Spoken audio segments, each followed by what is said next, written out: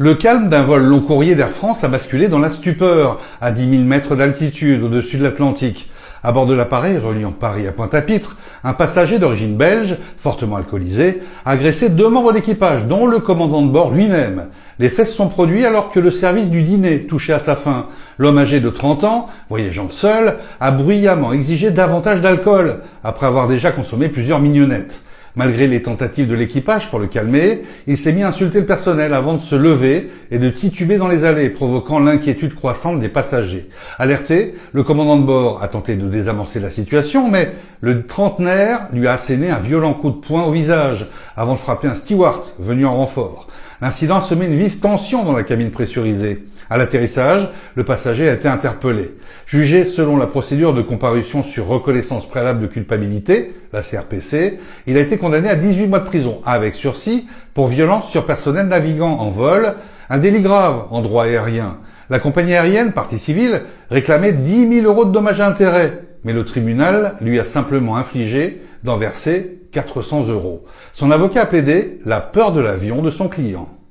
Mon client a été condamné à 18 mois de sursis probatoire, ce qui veut dire qu'il ne va pas en prison, mais il a un certain nombre d'obligations à respecter désormais, à savoir se faire soigner pour l'alcoolisme, parce qu'il est avéré que malheureusement c'est un alcoolique et c'est aussi sous l'empire de l'alcool que ce qui est arrivé est arrivé. Justement, rappelez les faits.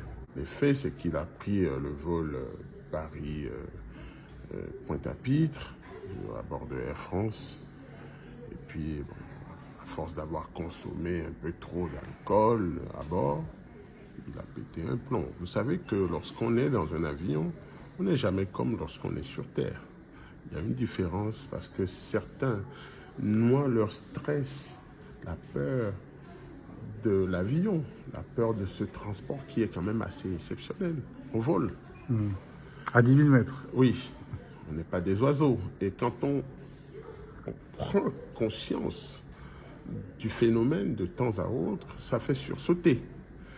Par conséquent, lorsque quelqu'un est dans cet état un peu second, qui de surcroît prend trop d'alcool, il peut vite perdre les pédales. Ouais, mais là, il a frappé carrément le commandant de bord et un steward. Il était un peu incontrôlable, un peu incontrôlé aussi dans ses gestes. C'est pas quelqu'un de méchant. Enfin, franchement, lorsque je l'ai vu, lorsque j'ai eu à discuter avec lui, il était tout confus, il n'avait de cesse que de regretter ce qui s'est passé. Lorsqu'il a repris conscience des événements, il a beaucoup présenté ses excuses. Et ça a joué dans la peine qui a été la sienne finalement. Sinon, il aurait pu finir en comparution immédiate et peut-être dormir en prison ce jour-là. Justement, parce qu'en termes de sécurité, on ne badine pas avec la sécurité aérienne. Par contre, en termes de dommages et intérêts, Air France avait demandé 10 000 € de dommages et n'a obtenu que 400 €. 400 €, c'est ce qui me semblait juste. Et c'était à ma demande parce que je ne comprenais pas qu'on puisse demander, comme ça on vient comme une fleur, demander 10 000 € à un tribunal sans aucune pièce pour en justifier. On ne nous montre pas de lésion, on ne nous montre pas de certificat d'expertise. Les parties civiles, enfin les personnes qui se constituaient parties civiles n'ont même pas fait le déplacement. Ça montre aussi quel intérêt pour eux ce procès-là. Par conséquent, le tribunal nous a suivis et a ramené à sa juste proportion ce qui pouvait être dévolu. En démontrant quand même que c'est un délit.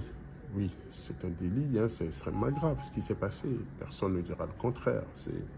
C'est un acte délictueux, mais seulement délictueux, mais surtout d'un civisme aussi, parce que ça perturbe plus d'un. Et ça donne un certain degré d'angoisse dans un avion où la sérénité n'est pas la chose la mieux partagée. Car il va sans dire que les passagers, malgré l'absence de turbulence, ont été secoués par un vol qu'ils n'oublieront pas de sitôt. Financièrement parlant, c'est l'analyse des enjeux judiciaires décryptée par Richard Garnier. Décisions importantes, dossiers en lumière. Il vous partage les affaires à la une et les interviews d'experts du monde judiciaire. Entre révélations, analyses et témoignages, avec lui, la justice n'aura plus aucun secret pour vous. Toute l'actualité judiciaire vous est offerte en exclusivité.